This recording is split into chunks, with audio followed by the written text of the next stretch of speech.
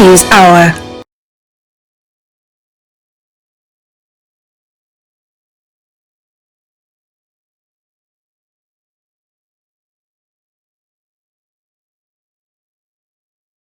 Adamu Ahmadu, accused of stealing and torture to death, seeks justice.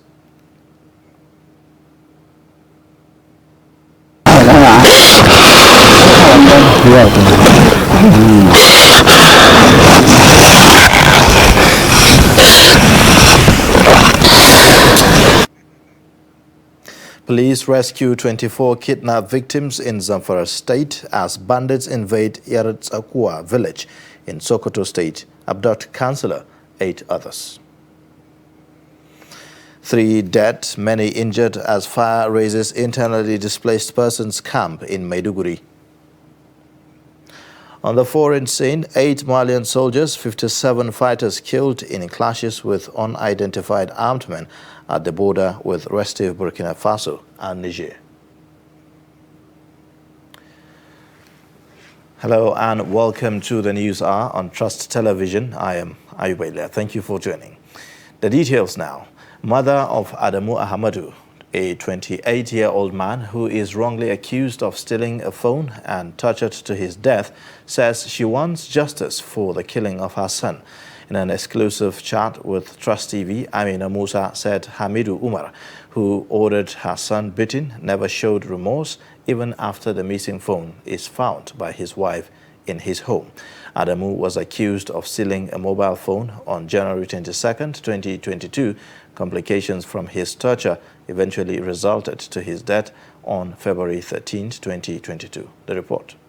2 men are now facing trial for the death of a 28-year-old man wrongly accused of stealing a phone belonging to his boss.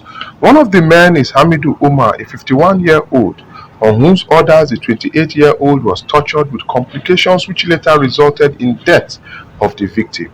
His co-accused is another man, Shole Manas. The men have been remanded in prison custody for criminal conspiracy, torture, and homicide. 2 other accomplices in the torture of Adamu are said to be on the run, but the police in the state has promised they will be apprehended and brought to face justice. Hamidu had allegedly accused Adamu, who was working with him, of being in possession of his missing phone. Although Adamu denied taking the phone, but his boss, still adamant that Adamu was in possession of the phone, ordered the lad to produce the phone or have himself to blame. According to the mother's account, Umar then ordered some boys to torture her son in a bid to retrieve the missing phone. 3 lads thereafter engaged in beating her son with wood and blocks to force out a confession from him. The son sustained several fractures on both hands and later died from complications resulting from torture. The missing phone was subsequently discovered in Hamidu's home by his wife, tucked away inside one of the sofas in their living room. This is the residence of the deceased. The sibling showed us his brother's grave. Here, his remains were interred. Adamu's mom is still grieving. Grief has no better description than a mother saddened by the death of her child, scorned by that child's killers.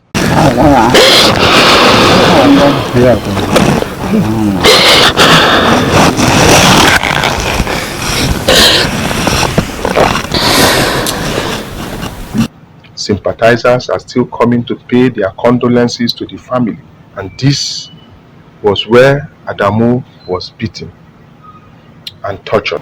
When Trust TV visited the parents of the deceased, the mood was somber. The deceased mother, still grief-stricken, lamented the lack of remorse shown by Hamidu Umar, who ordered the torture of her son that resulted in his death.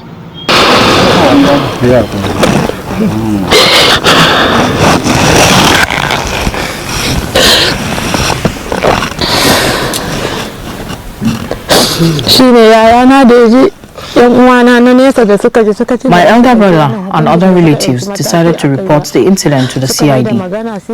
On Friday at about 11 a.m., Malam Mesadaka paid us a visit. He had asked me if the person responsible for beating up my son had visited him or contributed anything towards his treatment, and I told him no. Malam Mesadaka immediately called him and insisted they come to visit my son. When he came and learned that the issue has been reported to the CID, he gave me 10,000 naira for treatment and I refused to collect it. They were later arrested and on Monday we went to court in Shagari. They tried to intimidate us outside the court, saying that since we are neighbors and reside in the same community, we should settle out of court. And I told him no. Even if my son had stolen the phone, they should have come to me or report to the authorities. But after torturing my son, the phone was discovered in their living room, proving he was innocent all along. All I want now is justice for my son.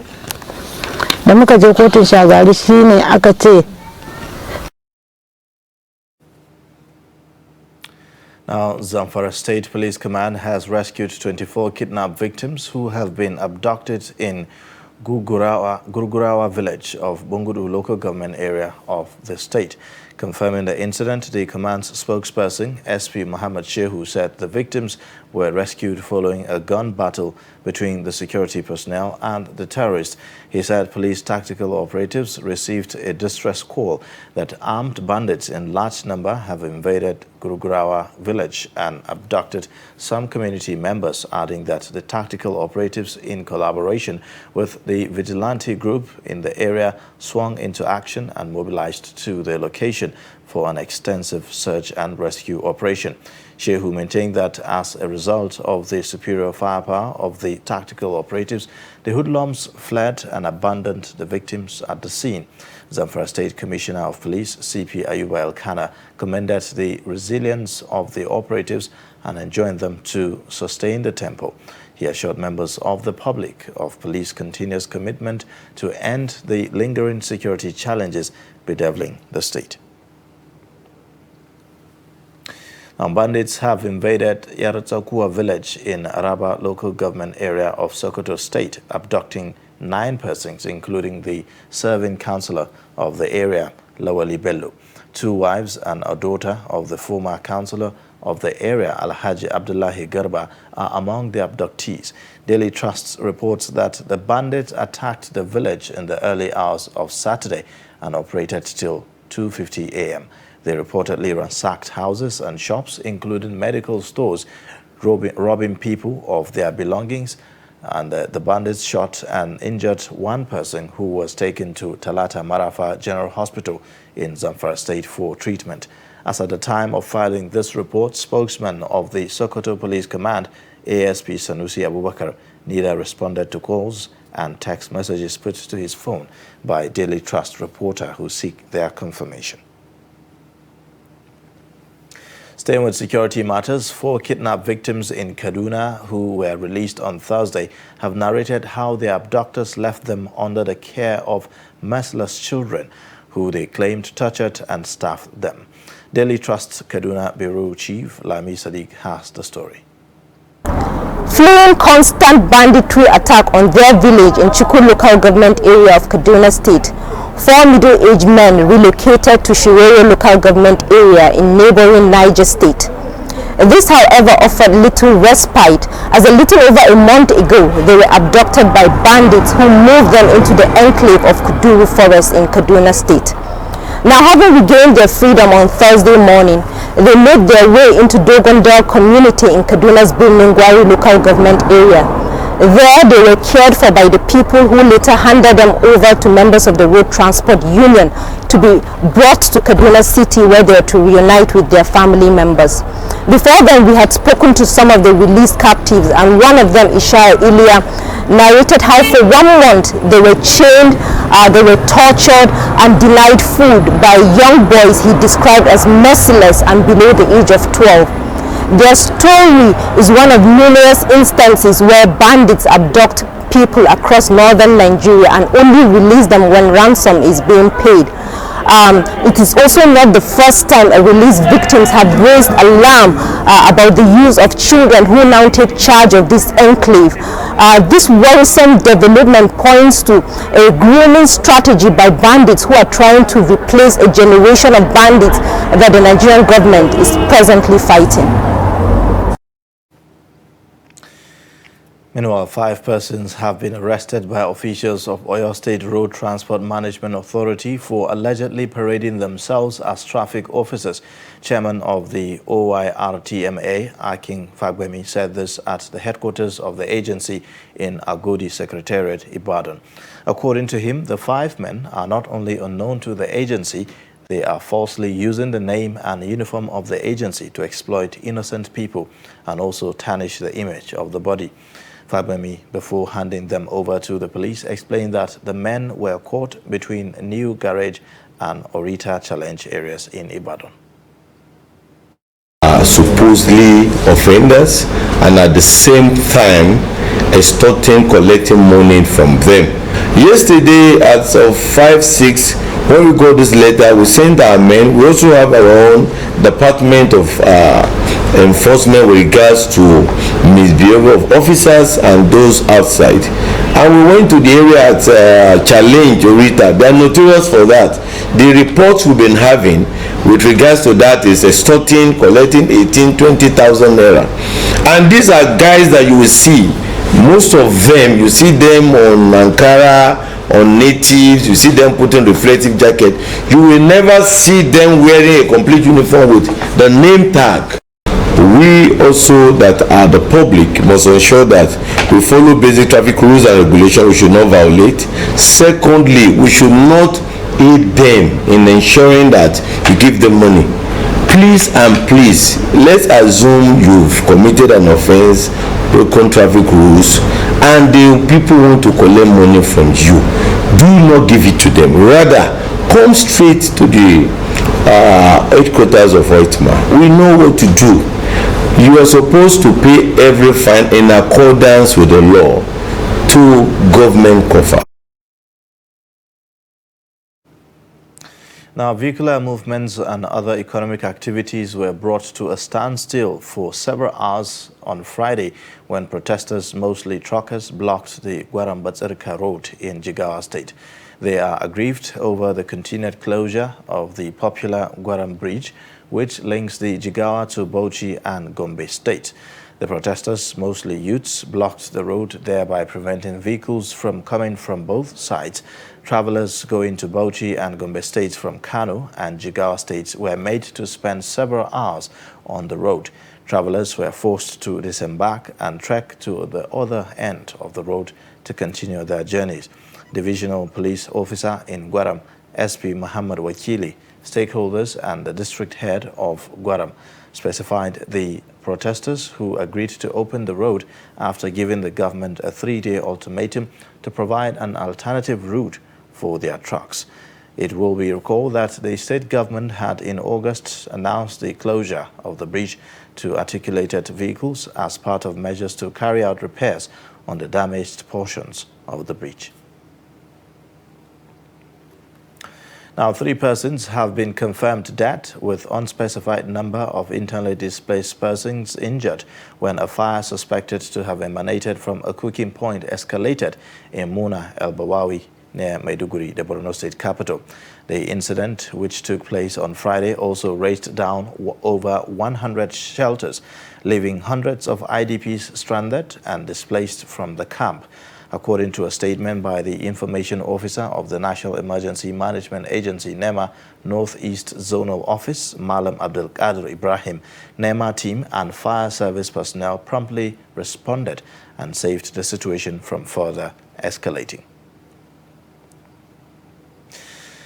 On political matters now, Governor Aminu Tambuwal of Sokoto State says he is making consultations to decide if he will be contesting the 2023 presidential election. Tambuwal, who disclosed this while featuring in an exclusive interview on Trust TV, said he will make his decision public based on the outcome of his consultations. Speaking on his decision to change political parties, he said he lost confidence in the way Nigeria is being run by President Muhammadu Buhari. Well, I've given my commitment to it that I will be consulting, and I'm still consulting. I will start going out publicly on the consultations. I have done some bit of underground consultations. I'll now start, possibly by next week, public appearances on those consultations. And at the end of it all, after getting the feelers and measuring the political barometer, I will make my position known very soon. Well, as I said, it's something I've tried before. You are aware, 2014, 2015, consultations made me not to run. The outcome of my consultations made me not to run, 2015. The outcome of my consultations made me to run in 2018. So I cannot say with certainty now that this is how the outcome is going to be. I am going to consult, and then I'll come out latest by February to make my position known. I took the risk against the tide and decided to pretend with the PDP because I lost confidence in the way Nigeria was being run by President Muhammadu Buhari as far back as 2017, 2018. And I made my position known. And I campaigned on the basis of that, here in Sokoto and nationally. So my changing of political parties is circumstantial. And it has never changed my own ideals, my ideology, my person, what I believe in. And I've always said that our political parties in Nigeria have never been, particularly from 1999 till now, ideologically driven. Otherwise, what is President Muhammadu Buhari doing with certain characters in APC? How do their path cross? I don't want to mention names, but they are there. Some are in his cabinet, and you know that they don't share anything in common apart from being human beings. Now, youths across the 16 local government areas in Kwara State have staged a rally calling on former Senate President Bukola Saraki to publicly declare his interest in the forthcoming presidential election. The youths say he has the capabilities and experience to lead the country out of its present challenges. The report. Youths and women trooped out in their numbers, marching around major streets in Ilorin to the private residence of the former Senate President Bukola Saraki to request that he declares his intention to contest for Nigeria's presidency come 2023. The youths who were received by the People's Democratic Party, PDP State Chairman Babatunde Muhammad, said they are of the opinion that Saraki has what it takes to get Nigeria out of its present challenge. We are youths who are calling for good governance. We are calling for Nigerian youth to get their PVC and to make sure they participate in the nationality system so that we can bring about a credible leadership in this country. I will check on this. We the youths, we want youths, people with zeal, people with experience, people that have done it before, people that will believe they can change the fortune of Nigeria to progress. After coming together, after having this town hall meeting with youth, Nigerian youth now came together and look who is that man that has this track record. We now see the only man that can unite Nigerians at this particular time Nigeria is so divided is the president of the 8th Assembly, which is Dr. Abubakar Bukola Saraki. And that is the reason today we came here to beg him to come out and contest for the Nigerian president, because we are expecting him to have declared publicly, but till now he has not done that. We might not know. Maybe some forces in Nigeria tell him not to contest. That is why we came to beg him that he should please come out and lead us. We want him to lead us because during his time at the National Assembly, we see that all the senators are united, and that is a place that will have the objective of all tribes in Nigeria. I think today's program is very unique. Unique in the sense that the entire youth in Kwara State, both male and female, they have gathered to tell the people of Kwara State that we are now appealing to our highly respected leader, our indefatigable national leader, distinguished Senator Dr. Abubakar Bukola Saraki, the former President of the Senate, Federal Republic of Nigeria. We are appealing the youth of Kwara State, are appealing to him to please come out to contest for the presidential ticket of our great party PDP in 2022, and we are very sure that inshallah Nigerians are going to vote for him. He's going to become the next president of this great country in 2023. Meanwhile, in another location, members of the Progressives Youths in the state inaugurate local government coordinators to sensitize members on the need to have the voters' card ahead of the general election. The Kwara New Generation Forum is an independent campaign movement dedicated for the re-election of His Excellency Malam Abdulrazak Abdurrahman as Governor of Kwara State come 2023. Distinguished guests, ladies and gentlemen, I feel bold to say that this strategic initiative is premised on the primitive fact of the word, the reward of work well done is the opportunity to do more. It is obvious that His Excellency Malam Abdurrahman Abdulrazak ventured on people-oriented government from onset.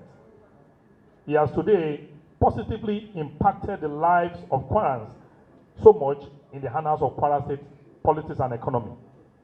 The most important is that he has been able to change the demographic governance narrative for good.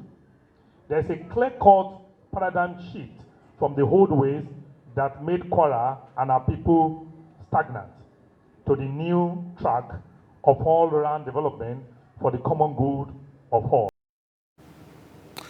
Now, the House of Representatives is taking steps to ensure transparency and accountability in all activities of the Green Chamber through voting electronically on topical issues. This report takes a look at how the pattern of electronic voting by legislators will improve its legislative reforms. The report. When the Speaker of the House of Representatives, Femi Gbajabiamila, commissioned the digitization of the Green Chamber last year, it is one of the cardinal reforms of the legislative process contained in the legislative agenda of the 9th House of Representatives. As simple as that, it reflects the willingness to show Nigerians the pattern of their voting on various national issues, participation of its representatives, as well as keeping institutional memories. House spokesman is optimistic that the spirit of accountability, which is what democracy is, and as promised by the 9th House, is finally achieved.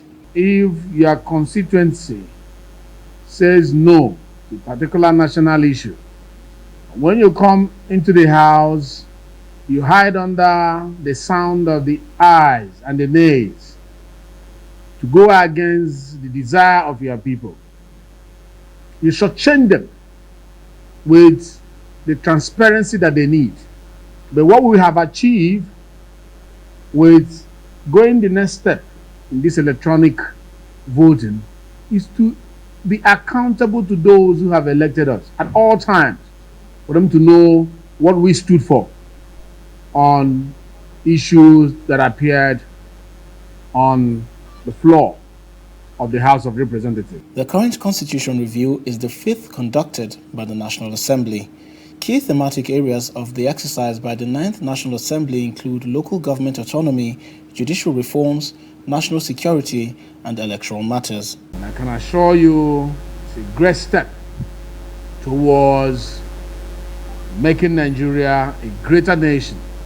And that is why, in preparation, we had to put preparation for the voting that is going to take place in order to assure Nigerians on the accuracy of the voting.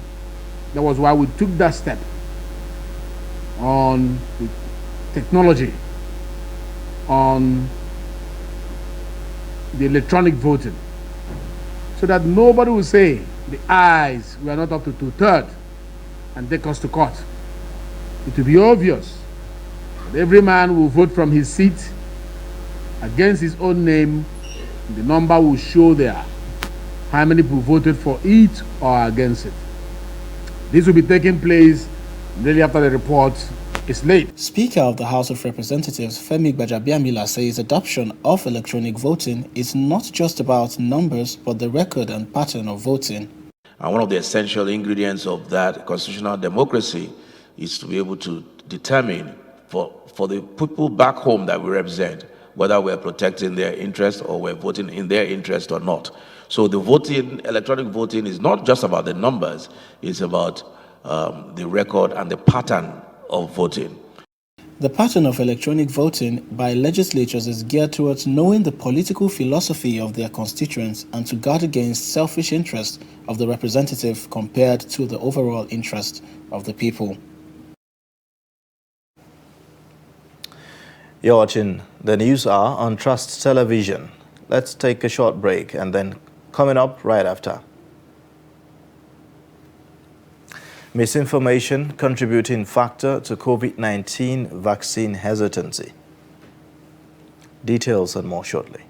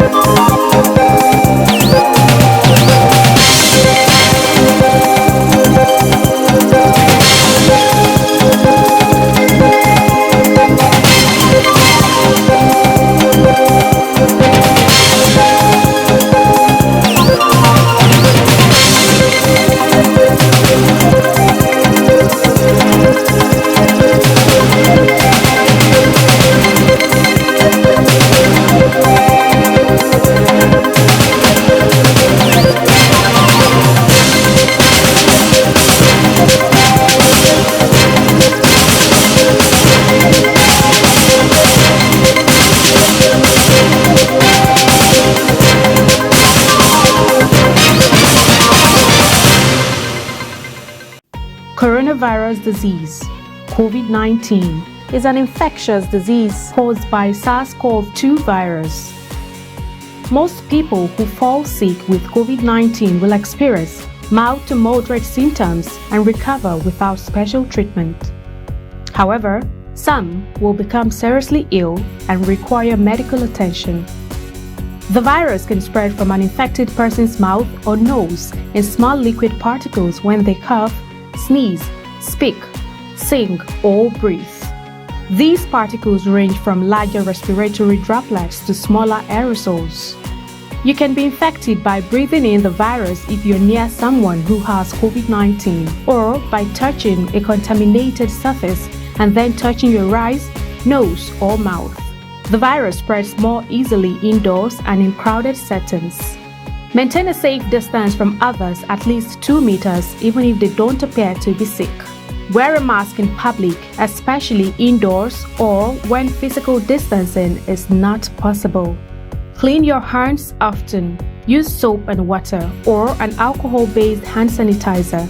Cover your nose and mouth with your bent elbow or a tissue when you cough or sneeze. Stay home if you feel unwell. Get vaccinated. Properly fitted masks can help prevent the spread of the virus from the person wearing the mask to others. Masks alone do not protect against COVID-19 and should be combined with physical distancing and hand hygiene. Protect yourself and others around you by knowing the facts and taking appropriate precautions. Follow advice provided by your local health authority. This message is brought to you by Trust TV.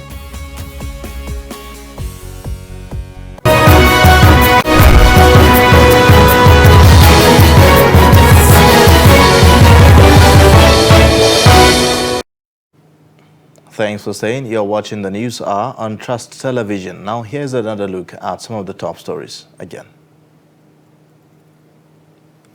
Mother of Adamu Ahmadu, a 28-year-old man who is wrongly accused of stealing a phone and tortured to his death, says she wants justice for the killing of her son.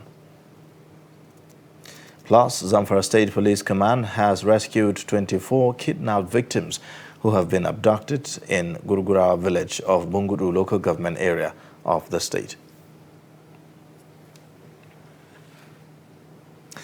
Moving on, Nigeria Center for Disease Control says 39 new cases of COVID-19 were recorded in 3 states of the country and the Federal Capital Territory.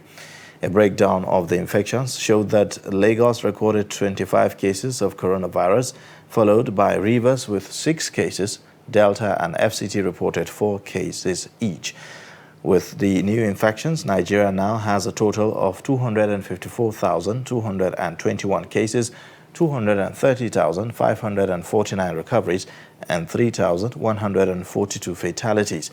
Meanwhile, World Health Organization says Nigeria has been selected as one of 6 countries to receive the technology that is needed to produce mRNA vaccines. Meanwhile, concerns over safety, side effects of the COVID-19 vaccine have been identified among factors fueling vaccine hesitancy, even among those who have taken first jab of the vaccine. National Primary Healthcare Development Agency said the hesitancy is due to misinformation, disinformation, among other causes circulating in the media space. The Primary Healthcare Agency, however, assures citizens of the safety of the vaccine as critical to achieving public health immunization goals. Trust TV's Aisha Salihu has more. Vaccination hesitancy, even in the midst of a global pandemic, is a major barrier to the elimination of several highly contagious and deadly diseases. While COVID-19 vaccines are getting the most attention, suspicions of safeness of the vaccine impairs successful vaccination procedure in the country. Personally, I am always scared of anything vaccine. Even though I took vaccines when I was little, when I was growing up, but I'm not taking the COVID vaccine. But I think it's very important. We should take vaccines. Necessary. I didn't take it serious, personally. Not because I've had any rumor or any negative thing, no. Because within that my domain, I think I can just walk to any maybe nearby healthcare and take a shot. But I will do that very soon. So I've taken the first dose and they gave me the second dose. The date is almost at hand, but the people there are no more there under the under the bridge there. They're no more there. All the time when I pass there, I don't see anybody around. They gave me to the second, but they are no more there. They're not encouraging. For those of us that took it, we are regretting. Why should we go gamble into something that does not exist? I heard many about it, and mostly why I do not go for it is I am scared of it taking injection. So that is why mostly. My elder brother is a medical doctor. He has taken, and the wife refused to take. And when we look at the opinion of the wife, when my elder brother, who is a medical doctor, took it, for almost 2 weeks, he was complaining of pains all over and all of that, the ankles, even when they gets to the hospital, he's just lying down there like, what is happening to say, since ever he took that COVID, so there are many versions to it, there are a lot of things. Some persons took it and it did them more harm than good. Although the National Primary Healthcare Development Agency noted that part of the reasons for the vaccine hesitancy in the country is misinformation, fear of injection, and side effects of the vaccine. People tend to believe so much nowadays on social media, which is the main channel for misinformation and disinformation. We have this consistent hesitancy among our people. However, we also noticed that from our data over time, this trend is reducing, although not at the pace that we would love to. The hesitancy among our people is basically because there's a lot of distrust in the system. And we also have some people, just because they are scared of injections.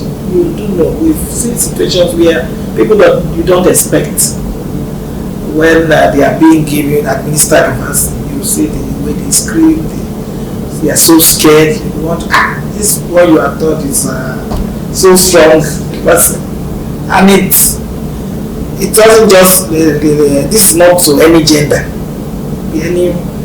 anybody. The NPHCDA representative went on to address the safety of the vaccine, adding that the first dose alone does not provide enough protection against the virus. Having just the first dose does not provide enough protection for the individual. So we encourage people to have the courage, the boldness to go for the second dose and even the booster dose. The COVID-19 vaccine is recommended as the best way to protect people from the deadly disease and save thousands of lives. Aisha Salihu, Trust TV News, Abuja. Now, wife of Oyo State Governor Tamuno Minini Makinde says the state government is intensifying efforts to end female genital mutilation. Makinde said this at an event organized by her office to mark this year's International Day of Zero Tolerance for Female Genital Mutilation with the theme Accelerating Investment to End Female Genital Mutilation. According to Makinde, who was represented by the Commissioner for Special Duties, Fausat Sani, there is a bill on prohibition against violation and female genital mutilation is included in the bill. Well, the bill deals with prohibition against violence against any person. And when we talk about this, female genital mutilation is included in that. So any person caught in the act of violating the right of any person in Oyo State will be due for prosecution. We are intensifying efforts in making sure that it is well known, not just in this corner, but all across Oyo State. Here we have traditional female, the circumciser, the traditional people that do the circumcision for women. So it's part of our effort to reach out to Interland and to everyone to make sure that this harmful practice, we have a stop to it.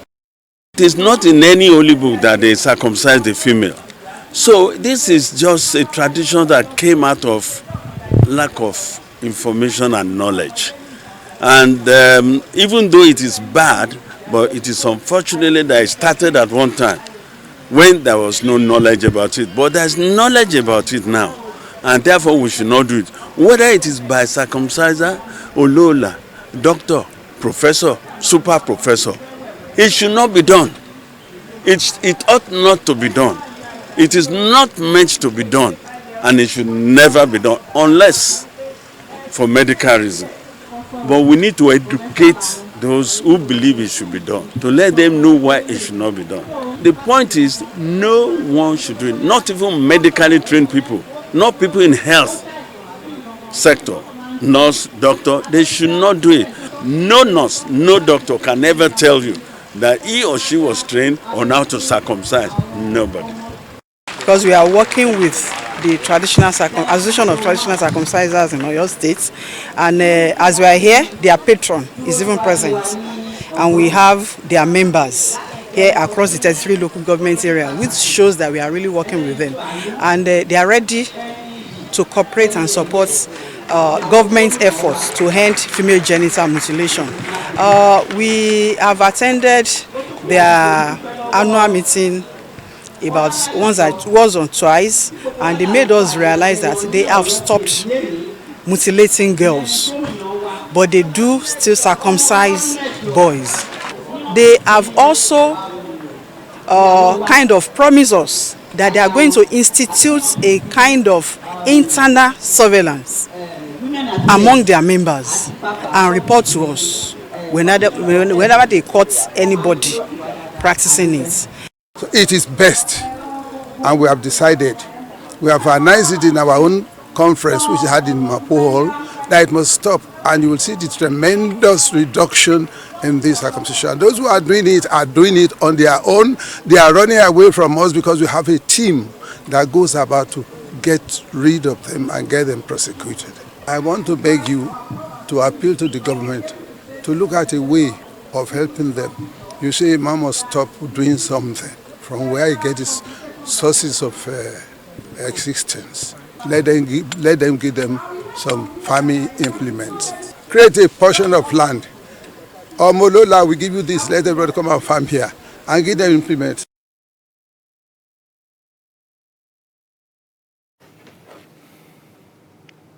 National Union of Bauchi State Students restate commitment to boost education standards by going around to all the 20 local government areas to mobilize other students.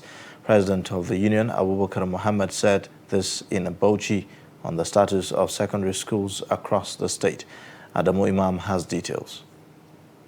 The leadership of the union says they will make sure they put accountability mechanism to ensure that they collaborate with the State Ministry of Education to ascertain the level of progress Bauchi schools have recorded since the coming of the present administration.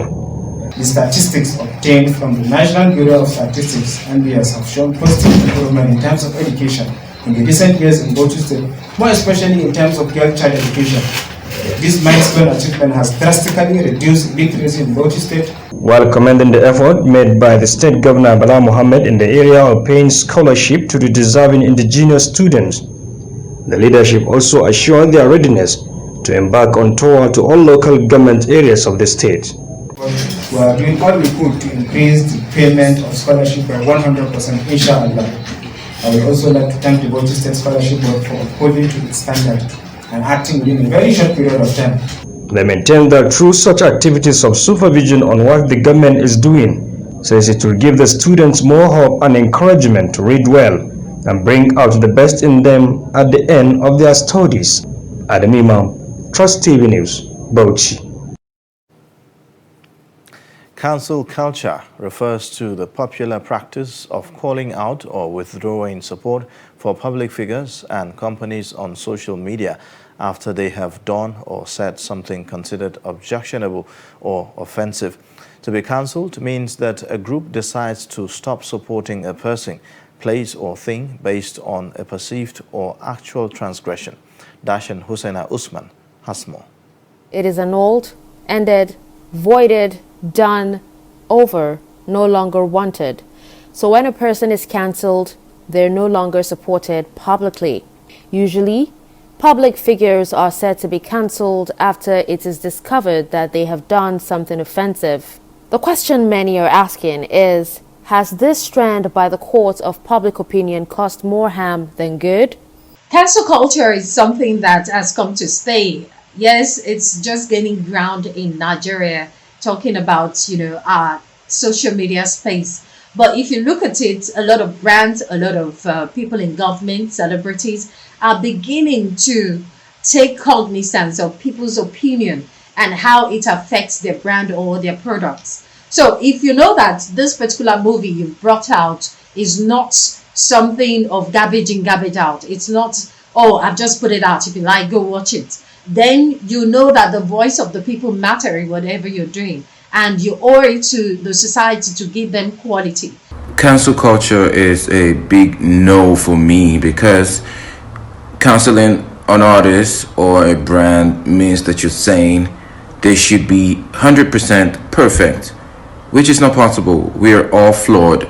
We have our shortcomings, and once in a while we err. I'm in support of cancel culture because it helps checkmate and it helps the celebrity to realize that we are not above every other law. Like, the law is the law. When it comes to an individual, we have to respect people's differences and all of that. Public figures like Michael Jackson, Bill Cosby, R. Kelly lost their careers, reputations, or work opportunities after getting cancelled due to credible allegations of sexual violence in their past. In Nigeria, Taoma and some beloved kit makers were cancelled after their visit to Vice President Yemi Osinbajo at the presidential villa in Abuja.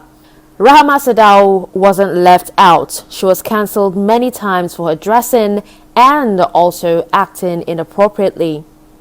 Gospel singer Sami Okposo was also cancelled after his infidelity scandal.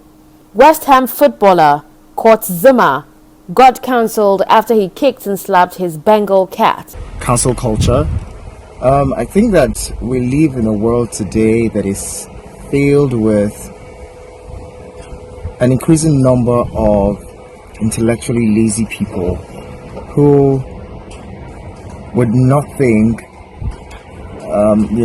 they would rather not think but rely on others to form opinions for them. And so, it's easier to just say, for someone to just say something and every other person just believes and agrees that that's what it is, because they can't form an opinion for themselves. They can't really think to form an opinion for themselves, and for that reason they just go with the flow. It's like the bandwagon effect. But who gave social media the right to play judge, jury, and executioner? Former President Barack Obama also criticized cancel culture, arguing that easy social media judgments don't amount to true social activism. I think that people make mistakes, people do dumb stuff, and those might have consequences, right? And they need to face up to those consequences. I'm all for that. What I don't think is right is banishing people or ostracizing them because of things they might have said or done, especially in their past when they when they were just immature and didn't know any better, right? I'm all for calling out people, I'm all for keeping people accountable. I'm all for speaking up when people say or do things that hurt other people, marginalize, put others down, but I think that it's important to understand that we are all human, and at some points in our lives, we will make mistakes, pretty big ones, pretty bad ones. And at that point in time, what we want for ourselves is to be treated with kindness, to be given grace. I feel it's okay that they are being cancelled. This takes them back to their roots, They get to appreciate their culture more and know that what they're doing is probably not right. Now imagine a 5-year-old, a child of 5-year-old growing up to see a sexual video of a celebrity that he or she looks up to. It's definitely going to break that child's heart. Has this trend of cancelling people gone too far, or is it too toxic? What about its mental and psychological implications?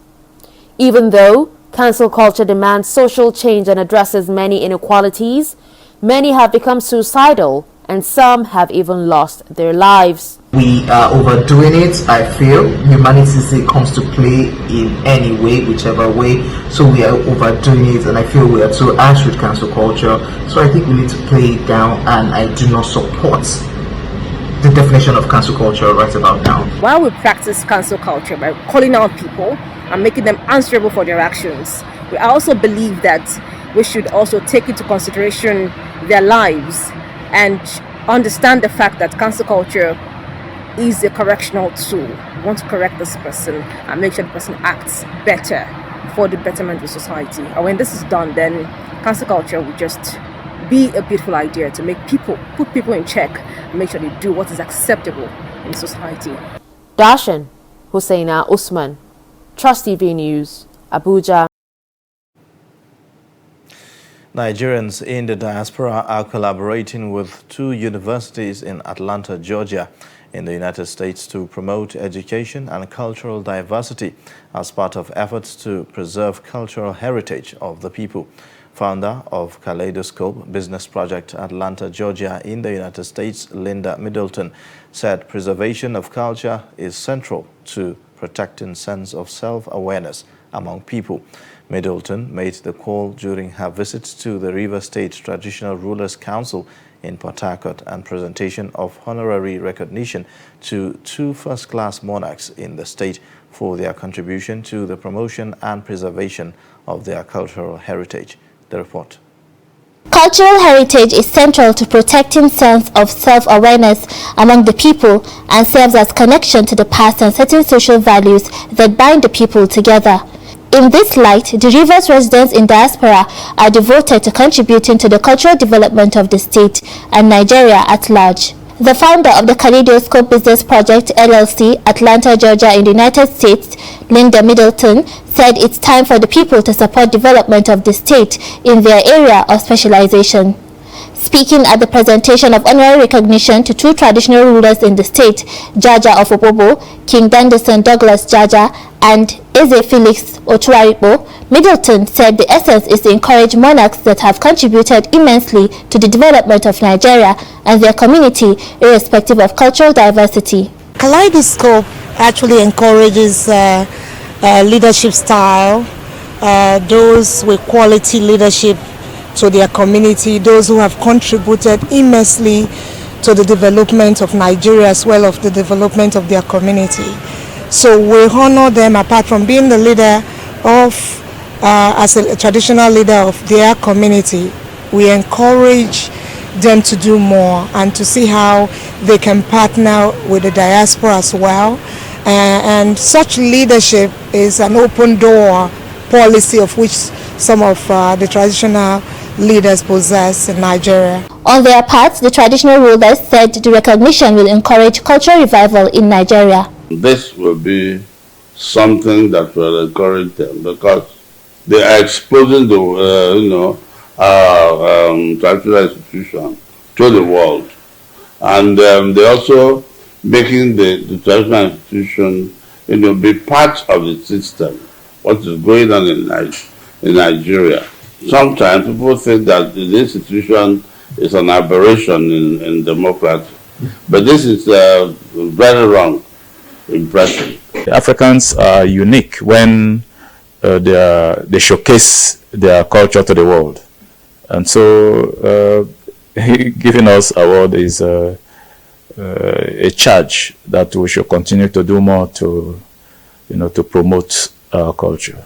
Middleton and the traditional rulers also stressed the need for promotion of intercultural exchange as a way of preserving the culture and tradition of the people. So we try to showcase our cultural value to our kids. We try to promote through dance, music, wrestling, showcasing our boat regatta, the value of which makes our states different from other states. Every traditional ruler has a way of harnessing the potentials of youths, and also to make sure that they imbibe the culture of their people. We have to catch them young, and the responsibility is on parents to accept their responsibility as parents. And when they do that, it will be easier for the traditional institution to partner with them to promote some of these cultural practices.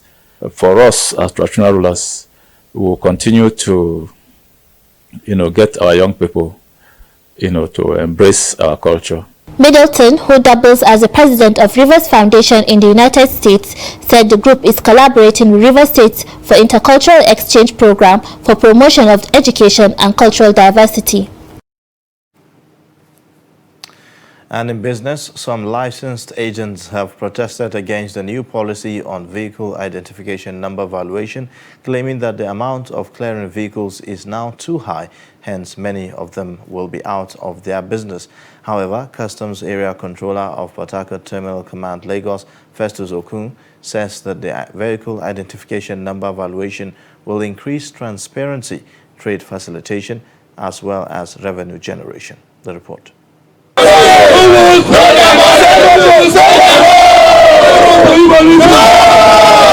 These are some of the agents protesting against the new federal government policy on vehicle identification number valuation. Every government policy should be geared towards the betterment of the citizen. You are not against the policy of government, but when you are introducing any policy, it should have a good base. It should work properly. The situation whereby we are introducing to VIN valuation without considering what the World Customs Organization said, that every valuation to be given out should be a function of the transactional value. If I'm getting a vehicle for $28,000 and custom is valuing it at $43,000, there is disparity. Considering the economic situation of the country, is not going to be visible. There are vehicles in the terminal now which have been charged based on the amount that the vehicle was bought. But the new value that has been imposed based on the VIN now, depreciation value needs to be introduced. We must introduce it. You can't just give us an harmonized value to go and be paying. And that is the basis for which we are saying all these things. Why this protest is going on, work is not going, the server is not working, shipping company is still charging. So people who have collected values about 3 or 4 days or last week, that have been having problem in assessing the new procedure that have been introduced now, those people are going to be running at loss because the shipping company will still continue to charge them damages. So we are calling on governments to look for a way to mediate the level of poverty in this country. The average people that are here, they are looking for their daily bread, and that daily bread should not be taken away from us just like that. The Customs Area Controller of Port Terminal Multi-Services Limited, Command Lagos, Festus Okun, has described the vehicle identification number valuation mode recently implemented as one that will increase transparency. Appropriate duty and taxes to be paid, it means that 1, it is predictable. 2, there is harmonization among all the different location ports and terminals. Whatever it will give in Lagos is what it will give in Paracourt. Whatever it gives in Paracourt is what will be obtainable in Calabar. Not to talk of even from port to port and terminal to port terminal within Lagos. The human interface will be removed, and that builds integrity into the system. Comptroller Okun also disclosed that the VIN mode will increase revenue generation, trade facilitation, and reduce smuggling. Revenue generation, where there is harmonization, where there is absence of discretion, because discretion is what has been causing a lot of issues, where people bring emotions into transactions and vehicles will be devalued, undervalued, and all this. Once these things are removed, definitely more revenue is expected. Secondly, when there is predictability in the system, people will be encouraged to trade more. That will definitely increase the revenue. The licensed agents are lamenting high rate of amount for clearing vehicles, which they say will also increase the price of vehicles in the Nigerian market. Now let's take a look at a story from the foreign scene. Mali's defense ministry said 8 soldiers were killed, 14 others injured, and 4 are missing following a clash with fighters in the northeast of the West African nation. The ministry said on Friday that columns of fighters on motorbikes had pinned down the unit, but the army, backed by the Air Force, killed 57 of them in the tri-border area near Burkina Faso. Reports say that the troops were targeted by unidentified armed men in the Achem region near the border with restive Burkina Faso and Niger. About 40 civilians were killed this week in this zone where rival armed groups, including ISIL, operate. The latest attack comes as Mali's ruling military government asked France on Friday to withdraw troops from its territory without delay, calling into question Paris' plan for a 4 to 6 months departure and highlighting the breakdown in relations between Paris and its former colony. And now, in sports news, Novak Djokovic faces Italian teenager Lorenzo Musetti in Dubai next week in a torch first-round comeback following the drama surrounding his Australian Open deportation.